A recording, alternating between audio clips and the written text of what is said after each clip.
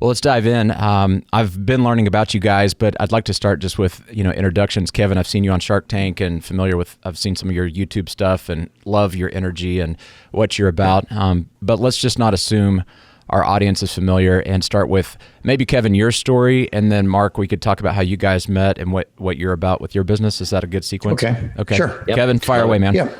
Okay. So I'm one of 6 kids, grew up in Cincinnati, Ohio. I was number 4 of the 6. I had a couple older sisters and older brother, but my father was a bartender, and so it was a tough time raising a family of 6 and 6 kids, 8 altogether in a small house. One day he said, "Hey, look, I've saved up enough money to open up my own establishment," and he opened up Harrington's Irish Pub. And of course, I was 11 years old, and he said, "I want you in there. Come on in after work." So after school, rather. So I was in, I think maybe 6th grade or something like that. But it was a lot of fun because I wasn't just serving food and washing dishes. He would bring me in the back at the end of the day, and we would go through the money, and he would show me where the profits were and also show me some of the problems. And so he was teaching me. And then he says, "Now I'm going to teach you how to get your own business." And so my father was my first mentor. After a number of years there with my dad in his places, he said, "You've got to go out and earn your own incomes. You got to pay for your own high school. And when college hits, you're going to have to pay for your own college." So I started a driveway sealing business in high school and knocking on doors. And college, freshman year of college, I needed a full-time income. And I said, "What's year round?" Because driveway sealing is a summertime business. In Cincinnati, seal those cracks before they get the water freezes and triples the size of them. And that's me knocking on the doors. But when I started I said, "What's year round?" Heating and air conditioning. So I started a heating and air conditioning business, and I was getting the leads from the courthouse. Every person that just bought a new house, they were going to get a phone call from me, one of my people. And we said, "Hey, look, congratulations on the purchase of the house. Don't turn that furnace on until you get a safety check because it's a dangerous appliance. And while we're there, we'll clean it also absolutely free." So we were getting 20 new customers a week. And by the time I got to the end of the first year in that business, we had done the equivalent of today's numbers, over $5 million in sales from zero. We had 25 employees, 6 trucks going out every day. And I had to quit college. So that was, I'm not proud to say I'm a college dropout, but my older sisters and brothers, they all had great educations and summa cum laude and all that. But I came along and I was the entrepreneur. So yes. Interestingly enough, I didn't want to be in that business my whole life, very labor oriented. So as I started transitioning, looking at new businesses, I became actually a business broker. And this gave me the opportunity to sell businesses. And so pizza parlors, delicatessens, laundromats, flower shops, manufacturing companies, you name it, we had it listed. We had hundreds of businesses listed for sale. But what did we have? The books, the records, the leases, the percentages, everything about that business, why it was successful and why they were failing. We'd sell a business to somebody he'd buy a business and it was doing 400,000 in sales. A year later, he'd come back. "I want to sell that business you sold me." "Oh, okay. What's happening?" "Well, I'm only doing 300,000. We'd look at the numbers. He stopped all advertising. Okay. Well, hey, advertising. Oh, he said, "I thought that was an expense I didn't need." "Oh, no, that's not an expense. It's an investment in building your business." So make a long story short, I did this for a number of years, had a lot of fun, and I went to a lot of trade shows in all these different industries, right? And so I ordered cable television. I was a successful entrepreneur, started to buy real estate, and I bought a house. I bought an office building. I bought a duplex and multifamily housing. I started my path of investing in businesses and investing in real estate. And here I am watching cable television one night, 30 channels. This is back in the early 80s. Like 1982, 83, 84, back in the early days. I'm watching cable. I get through all 30 channels, but 29 channels were great. We had HBO movies and MTV music and CNN News. I got to channel 30. It was called the Discovery Channel at that time. And they said, "Oh, well, wait a minute. There's nothing there." I called the cable company and they said, "Well, hey, Discovery, it's a new channel. They don't have a budget for 24 hours a day." I mean, here, think of Discovery being new. This was way back when it first started. They had an 18-hour-a-day schedule. 6 hours a day of dead air. And that's when my life changed. I said, I'm going to give you something to put on that dead air, and let's make some money together.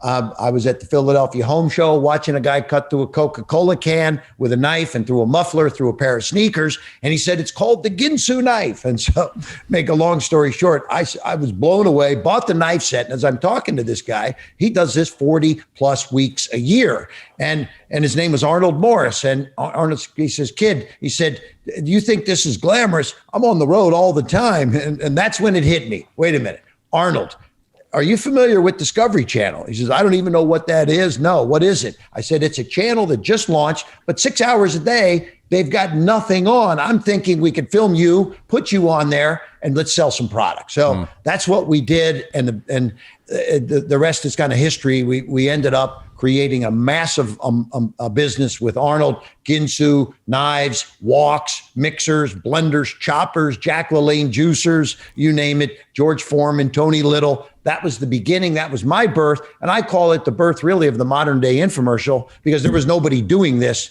prior to my entry there. So anyway, that was, I'm almost done. As I get through the infomercials, then I finally did get that amazing phone call from Mark Burnett. And he said, hey, I'm doing the show Shark Tank, and I'd love to talk to you. So went out and met with Mark. And it was pretty easy, because when he explained to me, I said, what's a shark, Mark? I said, it sounds a little crazy. And he said, no, he said, people are going to come out. They get 3 minutes to pitch. There's going to be 5 of you, 5 sharks. And you have 3 minutes to make up your mind whether you're going to invest in that deal or not. And I said, Mark, I've been doing that for 30 years. He said, what do you mean? I said, I go to the houseware show, the hardware show, the fitness show, the beauty show, the golf show, toy fair, you name it. I take pitches and I invest, and I've invested in hundreds and 700 plus projects. So that's my story. And Mark wants to probably talk about how we met, but I had a lot of fun doing a lot of those things that I just discussed. So thanks for letting me share. I love it. And I want to get to Mark in a second, but I want to highlight something that's fascinating to me about your story. And that is that you figured out that you could go to school on the mistakes and failures, and then also the successes of other business owners. You talk about the early days of seeing the numbers and paying attention. And I have found that many successful entrepreneurs, they're really good at not just tunnel vision on their thing. They're watching what's going on out there in business. They're seeing what's working and what's not working. They're in constant research mode. Say more just a second about the importance of paying attention in that way. Oh, I mean, absolutely. I think because I was selling businesses, but what I was doing, I was making an income while I was finding out what I really wanted to do. So as I was looking at these new businesses and existing businesses and franchise companies coming out, I took a look at them as if, is this something that I may want to buy or I may want to be into? Because I had sold my heating and air conditioning company. I was 20 years old. And I had a pocket full of cash, and I was ready to buy something, ready to get into something. But as a broker, I had now had the opportunity to see everything. And so that was my vision, was to play in that game until I found something that I really wanted to focus on. I love it. So fast forward, you're meeting a lot of people, you're having a lot of successes, you're buying and selling businesses, and then you meet Mark, and you guys hit it off. So Mark, tell us about that experience. Yeah, it's really, something that I'm really proud of, because we write this book together, Mentor to Millions, and it turns out the book itself would never have happened if it wasn't for a mentor that I had in my life by the name of Zig Ziglar. So I had a mentor when I was young. I know Dave Ramsey had Zig as a mentor as well, and I was very fortunate to have Zig in my life. And he was my first real official mentor, and he just showed me so many things that really paved the way for me in the next stage of my life. Well, here's the cool part. I had obviously seen Kevin on Shark Tank. I didn't know Kevin. Kevin didn't know me, but what I didn't know about Kevin was back there in the early 80s when he is founding the infomercial, guess who his mentor was? None other than Zig Ziglar. And I've got behind me, Kevin, The Secrets of Closing the Sale, one of the originally published books signed by Zig. And so Zig was Kevin's mentor during that pivotal time in his life where he's beginning the art of the infomercial. And so I don't know Kevin. Kevin doesn't know me, but we have a mutual mentor in Zig, and Zig passed. And so here we are, we've got children, Kevin's a dad, I'm a dad. We want our kids to have this legacy of our mutual mentor. So we reconnect with the family, the children of Zig Ziglar. And it was actually the son of our mutual mentor after Zig had passed this earth that introduced me to Kevin. So I met Kevin through a really cool connection because we had this in common with Zig Ziglar. But I also picked up very quickly that he was one of the busiest people on the planet. I mean, this guy's schedule makes me dizzy just looking at it. So here I am, I meet him, I know him, I like him, we develop some trust with each other. So how in the world am I going to get him to be my mentor? So he's a guy who's received all these pitches in his life. And I thought, I got to put my best pitch ever together. And because people ask me all the time, how did you get a shark from Shark Tank to be your mentor? And I went to him and said, Kevin, you are busy. Your schedule is crazy. I'm going to make this easy for you. I'm going to make sure that this is not difficult for you to mentor me. And I'm going to value your time every minute that we spend together. And then I commit to being your best student. And that was the pitch that sealed the deal. Now, this is a guy who's seen 50,000 pitches, but he's never had someone come up and say, I will be your best student. And I think that's so important for people to hear, that when you raise your hand and say, I'm ready to be mentored, and you get in front of the right person, you need to be committed to be their best student. And if you are, then when the student's ready, the teacher will appear. And Kevin showed up in my life in a very big way. And we developed a personal relationship, a professional relationship. We've done business together, but it all started back from that mutual mentorship. And quite frankly, that's why we wrote the book, because we want everybody to know super successful people have one thing in common. And that is they had mentors in their life at such an important point in their life to help their unique ability find the world. We actually believe that if you've got a purpose, a product, or a passion that the world needs, the fastest and biggest way to get it to the world is through mentorship. I love it. And we agree, completely agree. I want to talk about the book, but first I want to underscore something you did that I think is really profound and really special, frankly. We've all had people come and ask us, hey, could you be my mentor? And that feeling where you're like, I want to, but I'm busy, and I'm glad you want mentorship, but when you ask somebody to be your mentor, by the nature of them being your mentor, they're busy, they're successful, they've got a lot going on. And it strikes me, Mark, that you knew what you wanted. And you made it easy for Kevin, and you had a deck ready to say, this is what this could look like. And it wasn't just this vague, will you be my mentor, and putting the burden of all that thinking on on Kevin to figure that out. You actually came in and you had something, and you knew how to ask for what you wanted instead of this vague request. Definitely. And, we one of the things that Kevin and I've talked about is there's really a formula for getting the most out of a mentor. So, if you're out there and you're saying, man, I want a mentor in my life, I need a mentor in my life, I'm ready for a mentor in my life. The formula goes like this. Number one, you've got to have the confidence, the courage, the vulnerability to raise your hand and say, I'm ready. And say, I'm ready for a mentor. I need a mentor in my life, and get the right mentor. And by the way, that mentor's probably busy, just like you said. I mean, if they're sitting around with nothing to do, they may not be the right mentor for you. And somebody that's failed, you want somebody that's failed for two reasons. One, they've learned a lot from that failure. And number two, they'll let you fail, because failure is part of the entrepreneurial journey. You want someone that's going to let you fail and then help you see the learning that you've got. So step one is get the right mentor. Step two, we just covered it, be their best student. Act now. Implement the things that they tell you to do so that you can go back and say, this didn't work or this did work, and you can learn from that.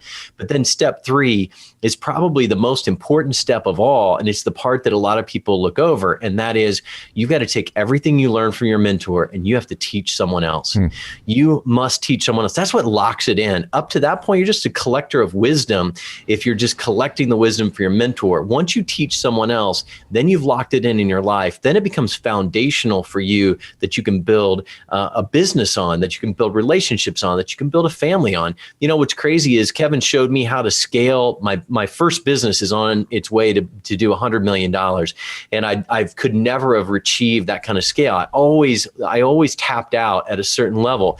And that's why I originally asked Kevin to be my mentor, was to help me learn how to scale. But in reality, I figured out that I could take those same lessons I was learning from him, apply them back to my family, and scale every area of my life, not just my business. And that's what's really cool. When you have the right mentor, you double down and learn everything you can, and you start teaching other people, you are then on your way to impacting millions. So Kevin, I'm curious from your vantage point, when you get this introduction, and I'm guessing, is it Tom Ziegler that connected you guys? Yep. Tom's a Ziegler. good friend. Zig, I was kind of geeking out because Zig was also a mentor of mine, and I've got the autograph books, and I just, the tapes, the cassette tapes, I was selling newspapers door to door in high school, and I'd listen to Zig, and we could talk about University, right? Amazing. We could talk about Zig for an hour, and that would be fun. Maybe we'll have you back to do that someday. But Kevin, when Mark gets connected to you, I can imagine this is not the first person who's asked for your time. What was it about Mark that you saw in him, or how he framed this, that made you say, I'm going to make time for this guy?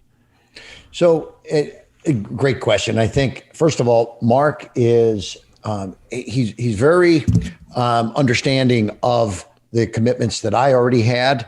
And so, for example, Mark actually, he said, hey, Kevin, I'm going to be actually hanging out in St. Pete for about a month, bring the family down, and like kind of couched it like he had some things to do, and maybe they were going to hit the beaches and whatever. But what he was doing was he wasn't saying, I'm going to be at your office or your house every single day. It's like, as there were availabilities, or get this, as we would fly around to different events, we got a 4-hour flight to this place and then a 4-hour flight back. Well, what are you doing on those flights? Well, this is a chance to really hang out and get to know each other very, very well. And by the way, there's 8 hours of potential mentoring that you can do on flights. So the thing that just blew me away about Mark is how much he respected my time, as well as making sure that he would always make it as easy as possible for me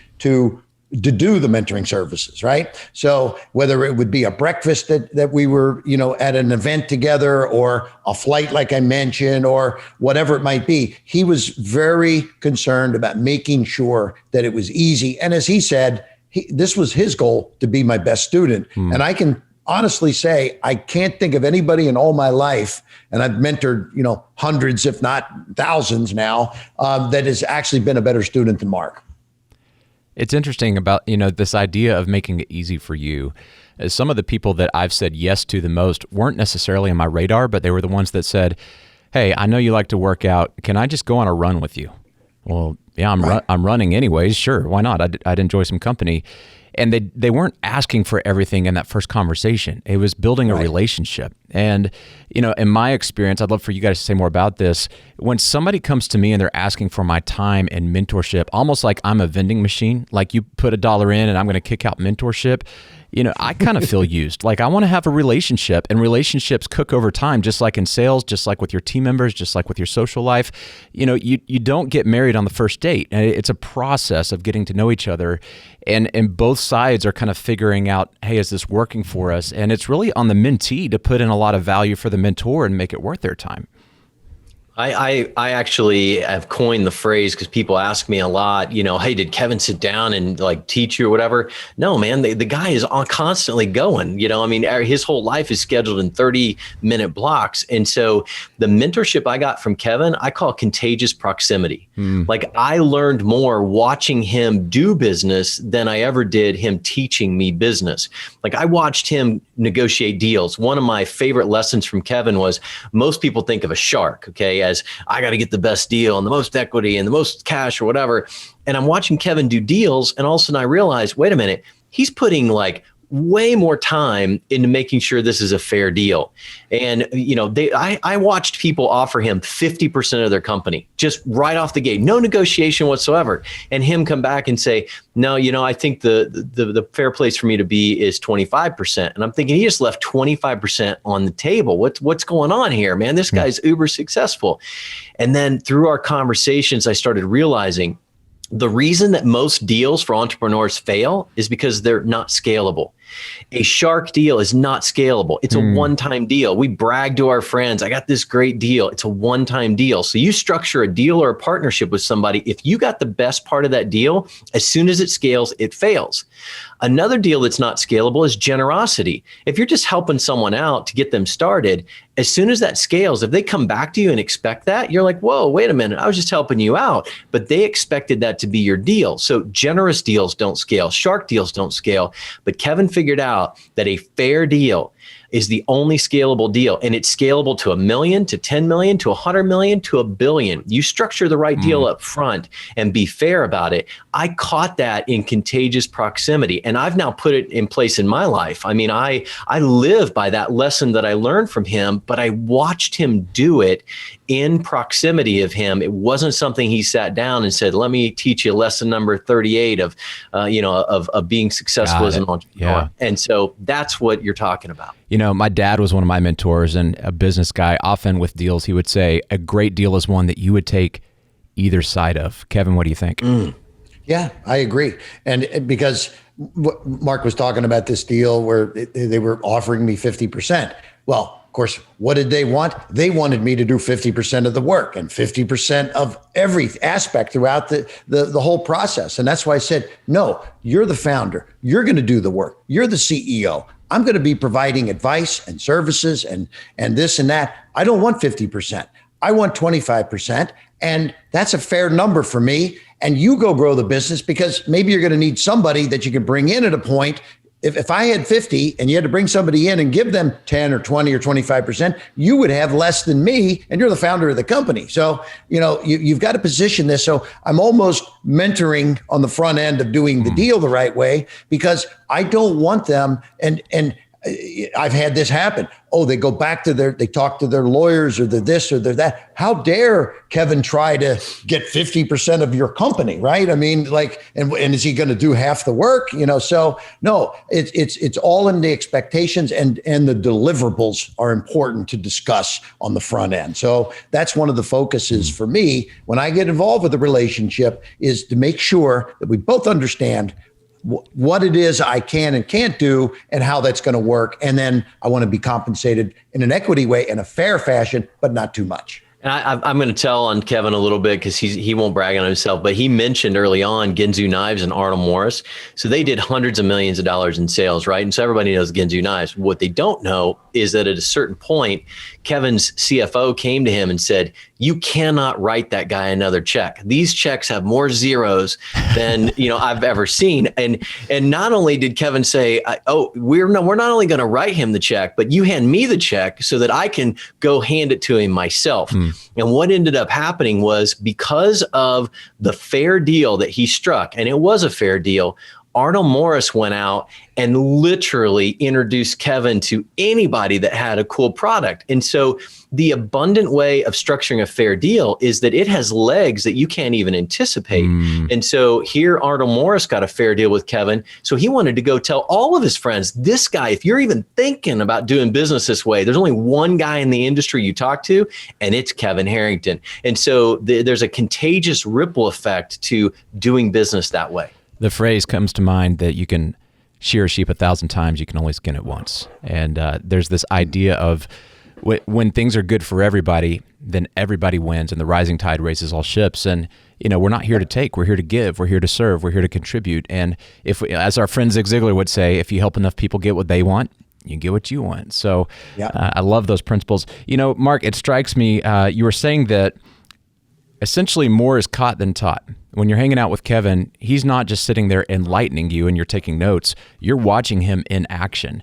As business owners out there who are busy running their business are trying to figure out how they can go shadow or be in the trenches with somebody else and get that mentorship, how did you find the time to hang out with Kevin and actually get in the trenches with him while you're still also trying to run your business and do your thing?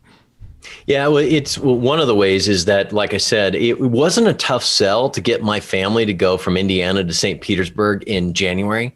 I'd like to say I'm good at sales and learned a little bit from Zig, but that was one of the easier sales that I've ever made. And so, yes, I did have businesses that I was working on, but I found that Kevin and I got involved, and one of the things we were doing was extending the legacy of Zig Ziglar. We got involved in a project where we were extending that legacy, and we had to travel to different events and places. And so Kevin hit the nail on the head. I'm traveling from Indiana, he's traveling from Tampa, and we're meeting up different places. And it hit me, if I was to go to Florida and we had to travel, we traveled together. We were in Ubers together. We were at airports together. We were on flights together, sitting together. I'll never forget the first flight I took after coming down to St. Petersburg. And I'm sitting there and he shows up at the airport. And he's got two bags. One bag I recognize as his computer bag. The other bag I'd never seen before in my life. And the other bag was like bulging full. We get on this flight. It's a 3-hour flight. And so I've got 3 hours and I'm like, I have all the things I can think about to ask him and learn from him. But instead, this bag just had me, so curious. And so the ding went off and I got my computer out. I'm going to try to get on Wi-Fi. And he gets this bag out. And all of a sudden he starts pulling out magazines and newspapers. And I didn't ask any questions because I'm like, what is going on? And he's ripping pages out and he's got this manila folder and he's sticking pages in and he's throwing all this stuff on the floor because he's going through it so fast. And almost like I was on candid camera, the stewardess comes up as I'm sitting here just going, what is happening? And she shows up, Mr. Harrington, can I remove all that for you? And she's got a trash bag just dedicated for him. And she fills up this trash bag. She carries it off. And then he goes at it again and he gets another huge pile and she shows up and she takes it all away. When it's all done, he's got this tight little folder of exactly what he was looking for. And this was my introduction to aggressive curiosity. He was looking for the eyeballs. Where are people looking? What are they looking for? Why are they looking for it? But he could have told me that story, but I saw it happen over a 3 hour. It's 3 hours from Tampa to Toronto. It's 3 hours. And he got through that huge bag in 3 hours. And he knew where the eyeballs were at. And he knew what kind of businesses lined up with where people were looking. That's aggressive curiosity. I couldn't have learned it any other way than being in contagious proximity. So yeah, I was busy. I just made sure I aligned myself in a way that I could be in that proximity, that I could be in the audience, listening him on stage, backstage, supporting, helping him, doing what Zig Ziglar says. I was helping Kevin be the best version of Kevin so that I could learn from him in the process. Well, and don't miss this. You also started a project together that put you in that proximity. I think about Dave Ramsey, my CEO.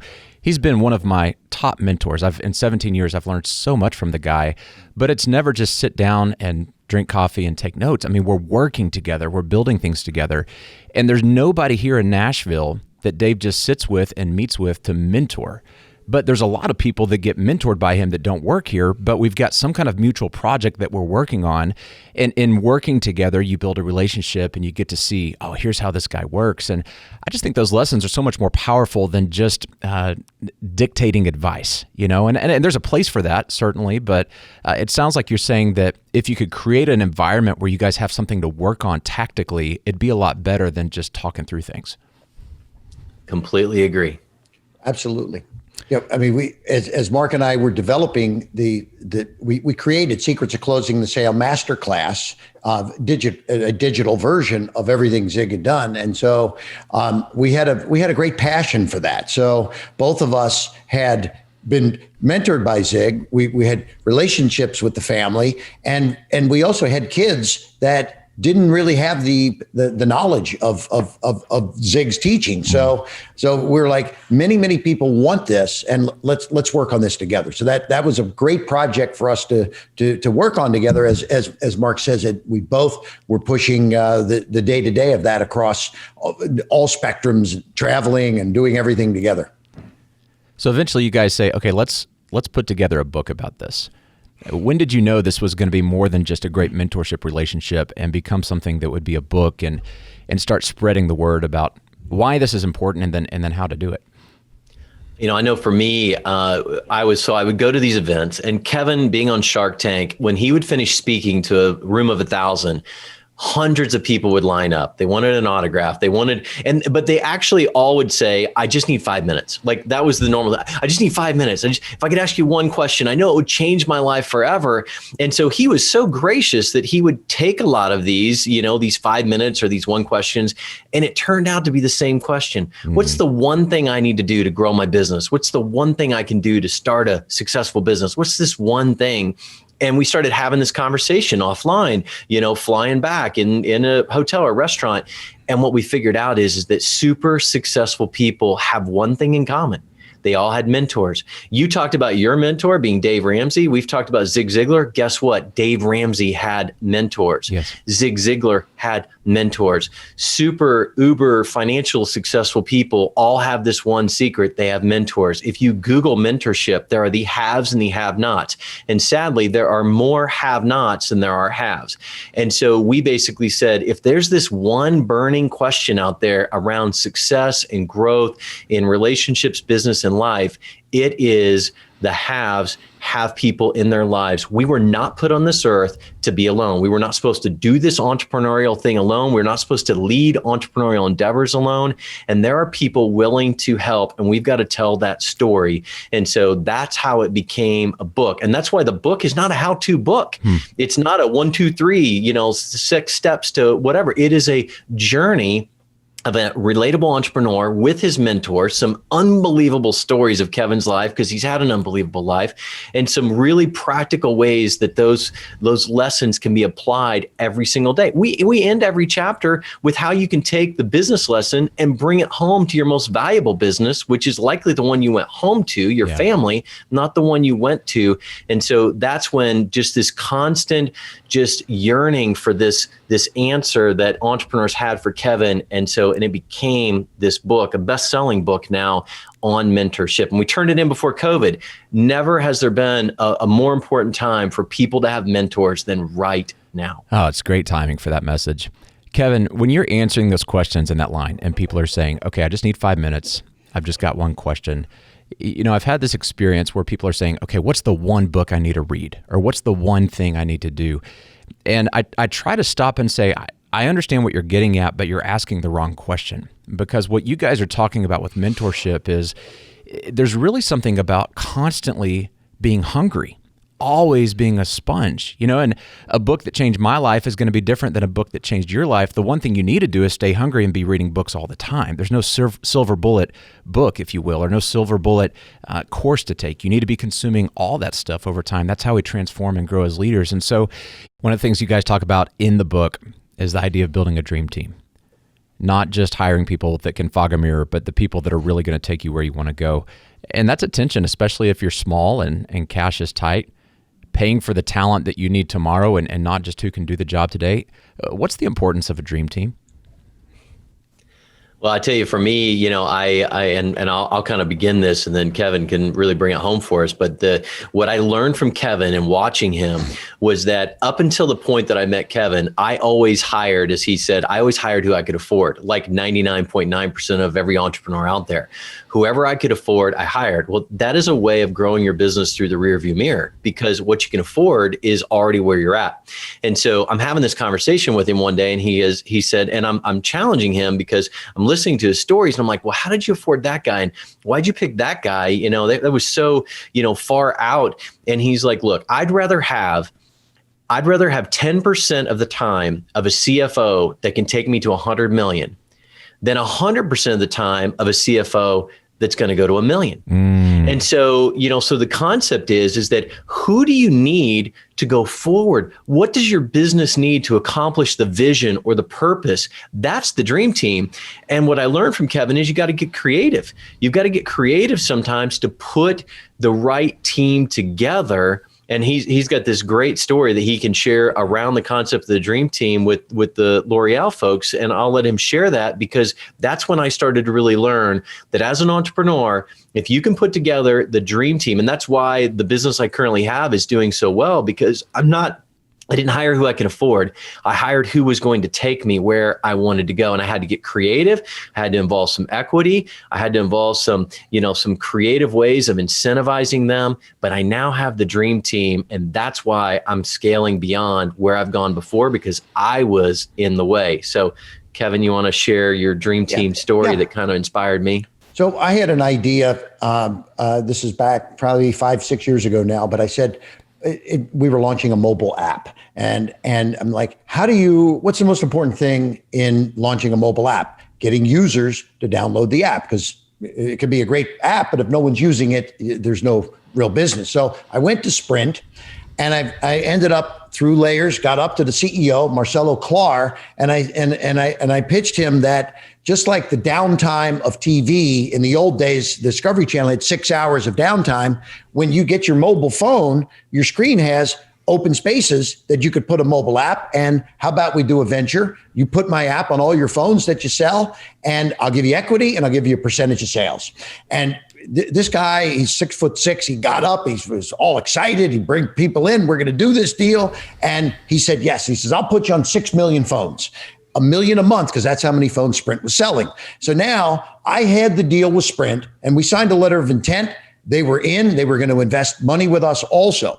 But I needed a management team, and I needed experts, and we also needed to go raise the capital. And so this app involves celebrities and beauty products in the beginning, in the very start. And so I found a gentleman. I said, boy, to get the right guy is going to be expensive, because this is going to be a big business. And so, make a long story short, I live in St. Pete, Florida. I found a gentleman that was retired. He had been the president of L'Oreal Beauty, lived out in Clearwater, but he was still. I love getting these retired guys sometimes, because just because they're retired doesn't mean they don't have a lot of time and a lot of energy to do things. So, make a long story short, I brought him in. He said, I'd love to help you out. This is great. He says, I make $1 million a year. And so hire me for $1 million. I mean, happy to do it. That's what L'Oreal was paying me.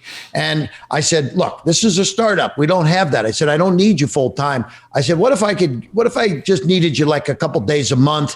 Do you think you could make it on 10 grand a month? And he's like, 10 grand a month, this opportunity. Yeah, maybe there's a little upside for me somewhere. Yeah, you know what? Let's make that work. Okay. He says, I can do that. So then I said, well, let me tell you how you're going to get paid the 10 grand a month. Okay. We're going to go raise the money, and that's going to take a few months.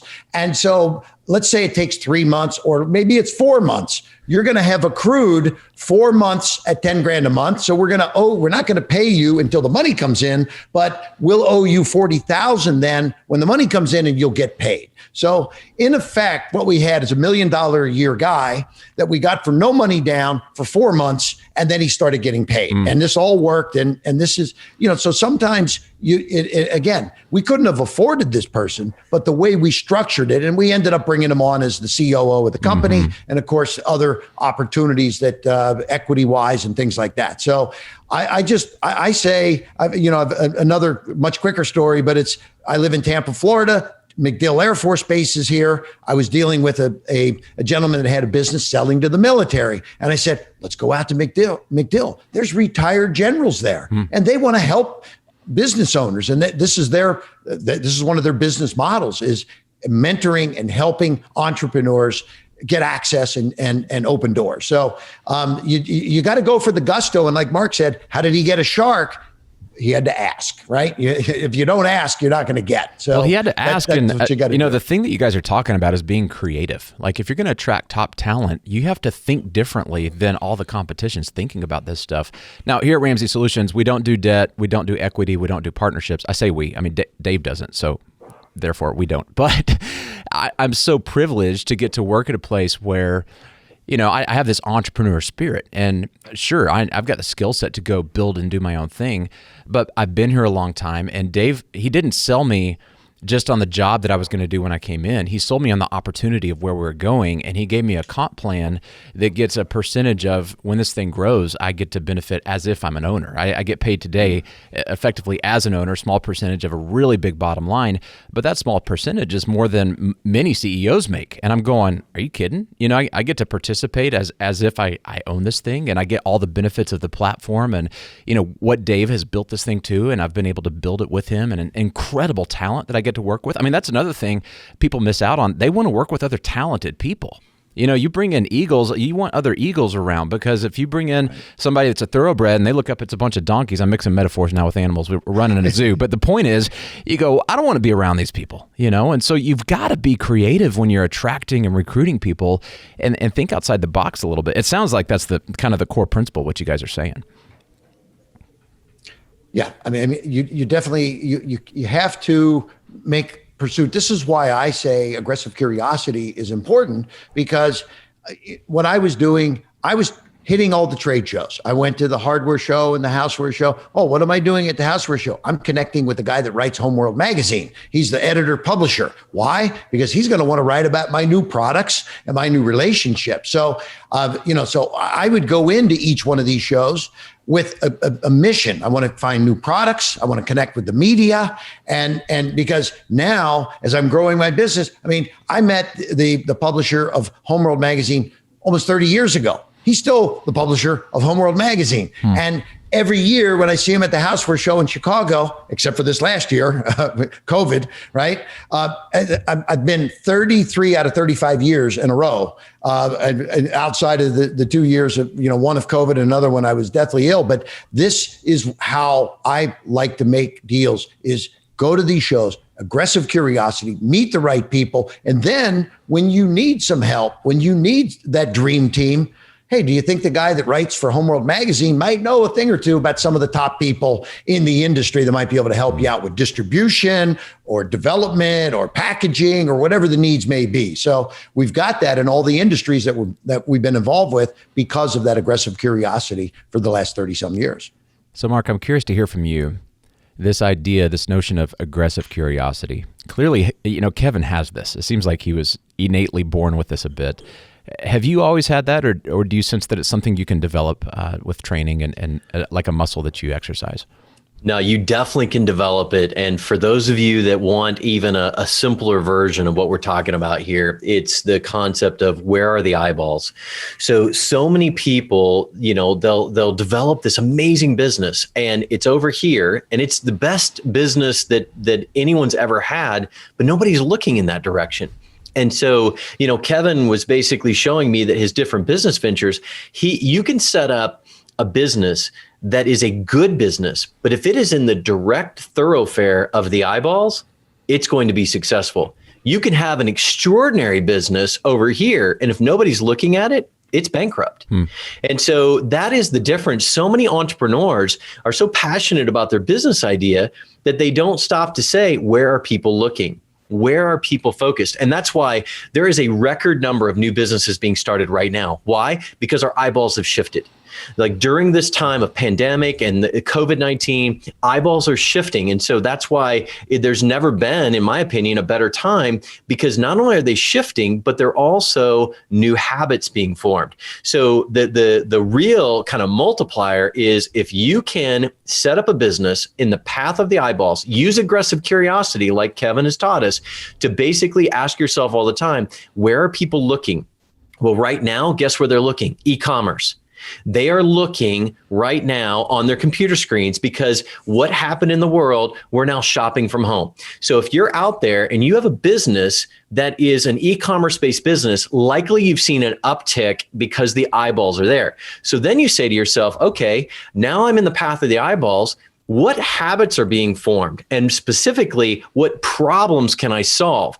So one of the problems that we decided to solve is that people didn't want to go to the doctor because that's where sick people were, but they still had bumps and bruises and aches and pains. So we started an e-commerce business in the path of the eyeballs, and we started selling products that help people take care of themselves at home, whether it was sniffles or muscle cramps or arthritis. And so we put it in the path of the eyeballs, and then we put it in the path of a new habit that was being formed, which is I want to be healthy, but I'm going to try to be healthy at home and not go somewhere else to be healthy. I mean, try to find some fitness equipment right now. Forget about it. My gosh. Can't be found, right? And so that is an example of path of the eyeballs, new habits. We're working out at home. And so I do believe this is a muscle that you can make stronger. And it's just a way of looking. So if you've got a business out there, you need to be asking yourself, your team, the people on it, where are we in the path of the eyeballs? Are we solving a problem, a new problem that's likely going to stick? And if you can answer yes to those, you've got a good chance for success. If you're thinking about starting a new business, where are the eyeballs? What problem are you solving? And likely it's going to be successful. So it is a way of thinking. I love that example. It's a muscle that you can develop so that it's automatronic on every idea you have. Where are the eyeballs? Am I in that path? Because I feel so sorry for people that I meet that have an extraordinary product or idea, but nobody's looking in that direction. Right. You talk about swimming upstream, walking uphill. That's what it looks like. It's really good.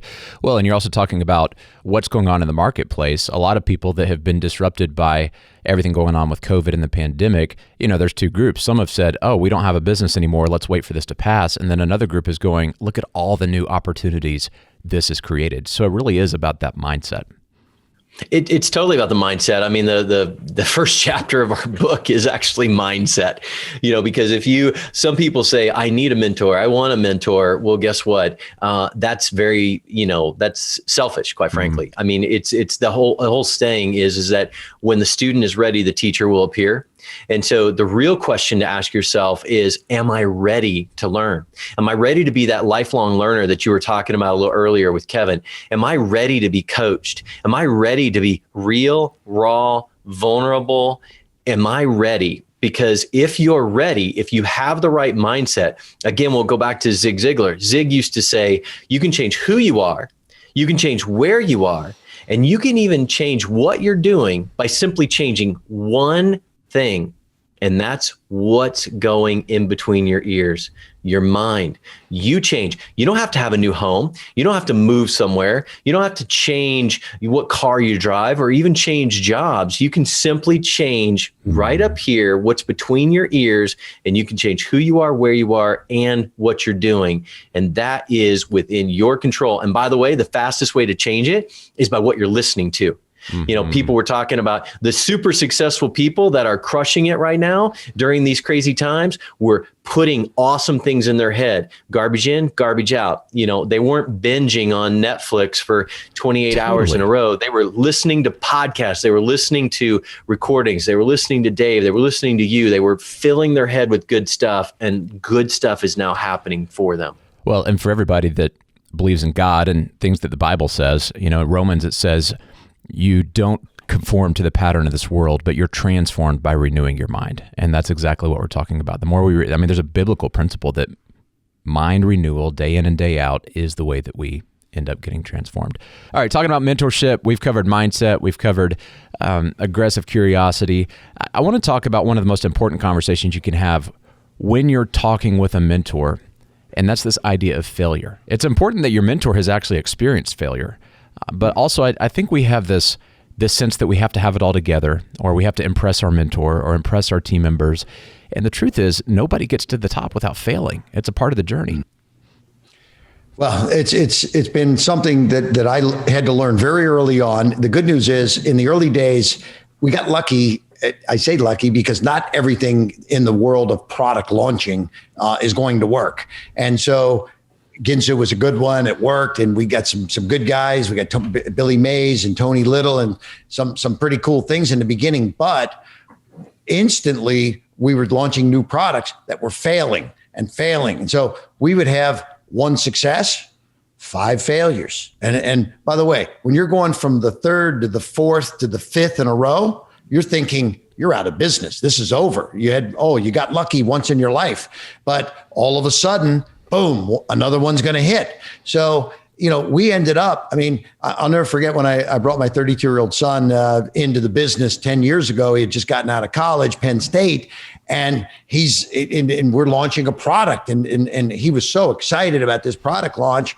And it's a 3-4 month process of launching a product, and boom, on the day that it launched, it was just devastatingly terrible. Okay. So, and he's like, Dad, we're out of business. And I'm like, no, Brian, I said that you're 0 for 1. Okay. Now let's go do another and another. And so I learned early on, not everything's going to work. And just to try to, you identify the things that are making it work. So we found certain things and certain kinds of products. As Mark said, where are the eyeballs? Kitchen products work. Everybody's got a kitchen. Can you make it demonstrable? Can you show me some magical transformation? So we started developing checklists of how to make things successful, but we realized that failure was part of our day-to-day life. In fact, as Winston Churchill, I love his quote, success is being able to go from failure to failure without the loss of enthusiasm. And so I think it's hard to get enthused about failing, but I realize what my focus is now is, because the old days we'd spend 90 days, 120 days, $200,000 on a product launch because we had to shoot an infomercial. We had to buy media. We had to get, the website set up. We had to do all this preparation. And we would spend all the time and pretty much get it to 99% of the way there. And we'd spend 250,000 and it would fail miserably. And we're like, wait a minute, can't we do this in a different fashion where we can find out that without spending the $250,000 in 4 months' time, is there a way for we can get it to 80%, fail fast, fail cheap, and not have these big problems? So this was the direction that we hit. We said we're still going to be failing, but we need to be able to fail faster and cheaper. And so now we have a formula. We can, for less than $10,000, we can shoot videos, build a funnel, run some ads, get some traffic, and we're going to get a good read on a new product for less than $10,000 and in less than 30 days. Well, and what you're saying is that you're paying a price in failure, but what you're gaining from that is the learning and the wisdom of here's what's going to work. And I love the distinction of failing cheaper because, when you say fail, it doesn't mean you have to fail and it's a fatal failure. It shouldn't have to cost $1 million to qualify as a failure. You can fail with a little test on something and still get that learning. It sounds like that's what you're saying. Exactly. And also we don't run for the hills if something tests a little soft. We have what we call our tweaking processes. And I mean, a friend of mine, Carl Deichler, who started Beachbody, he likes to tell the story when he was doing P90X. It was, I think, either 12 or 13, maybe 15 versions of P90X before he got it to work. And so you don't necessarily, when you have an investment, you don't want to just run from it. You do owe everybody involved because there's partners and there's people that own, maybe the patents and things like that. So you want to give it a full effort and try to make it work. But I mean, one of the great things is being able to do what I just talked about, spending 30 days and $10,000 in this test and then seeing big success. I mean, that is an amazing feeling. And so even if it's, we figure we bat about 1 out of 3, 1 out of 4, 1 out of 4 on the outside. So, if we can, 1 out of 3 is in the baseball world, as I say, batting, that'd be 333%. That puts you in the All-Star game every year if you can bat 330%. So, and so that's kind of what we try to focus on, is hitting 1 out of 3 of the things we do, but being able to get there quicker and cheaper. Well, tell them they need to work on P90X a little bit more, because I bought the videos and put them on the shelf and I still didn't lose any weight. So I'm not sure what's going on with the product. As we wrap up here, I know you guys have families. You've referenced your families, and we all know that in business, we typically start out to do this because we care about our families. But if we're not careful, we end up being married to our business, and the family struggles as a result. How do you keep the boundaries balanced, if you will? Because it can be all-consuming. There are times that family needs to be deprioritized to give the business what it needs, but you can't do that long-term, or the people that you care about the most are going to suffer, and that's not why we got into business to begin with. Yeah, most entrepreneurs actually get into business because they want to be a better husband, wife. They want to be a better parent to their kids. And then very quickly, that business becomes the very reason that they are not able to spend that time and to make that investment into their family or their relationships. And so we see this happen so many times. And so that's why Kevin and I wanted to give a big priority in the book to making sure that people knew that they can win at home like they win in their work world. So if someone is successful, we believe that if you're successful in business, in any form of success, you can be that successful at home. The question is, are you willing to apply what you've learned? What if everything you're doing in business is practice so that you can get it right for the most valuable business you'll ever own, ever operate, ever even be a part of, which very well may be the one you're coming home to, not the one you went to. If you look at your life in that way, if I say Kevin Harrington was my mentor, not just so that I could be successful in business, but so that I could scale my family. And I'm here to tell you that, and it's a spoiler alert, because the magical transformation that happens in the book, yes, there's a lot of lessons about business. Don't get me wrong. You can grab this book and learn a lot. But the magical transformation is in the epilogue. Tom Ziegler wrote the foreword to this book. And when he finished reading the epilogue, he said, this is not an epilogue. This is an epic log. He said, it's the most powerful, compelling epilogue I've ever read, because the magical transformation was not the business over the years that we spent together.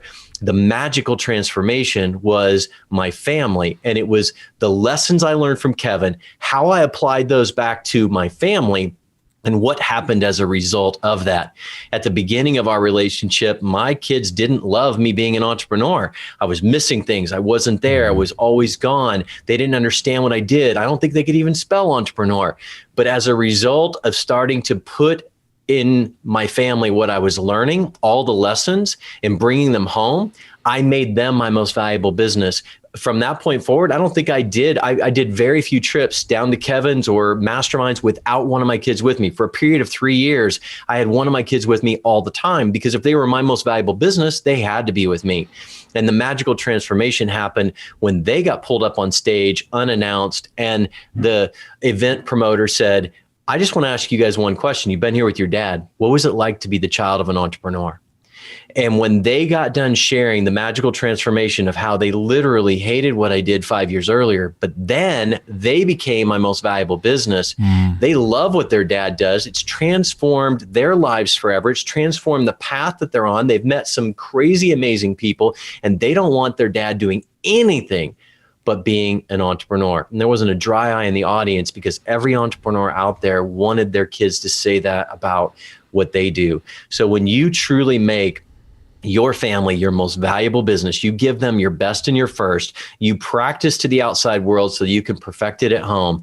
It's not about work-life balance. It's about work-life integration as an entrepreneur. And when you do that, you will look back and see that you truly are CEO of the most valuable business in the world. Well, it's such a beautiful story. And I love the image of your children standing on that stage and the audience crying and being moved. It's so inspiring to think about that. And what you're saying is what we talk about here all the time at EntreLeadership. And that is that it starts with you. When you work on you, you become a better leader, you can build a better business, but it doesn't stop there. You're a better husband, you're a better father, and better wife, and you become a better person. And the radiation out of you and everything that you interact with, the ones that you love the most, and your family, all the way out to your team, your customers, everybody wins when you grow as a leader. And that's what you guys are talking about here. And it's been an incredible conversation. Kevin, Mark, thank you so much. The book is called Mentor to Millions. You guys go out and pick it up. It's an incredible read. And these guys have some amazing stories and experiences that I hope you guys will check out. Thanks for your time today. Hey, great being here. Thanks for having us. Thank you.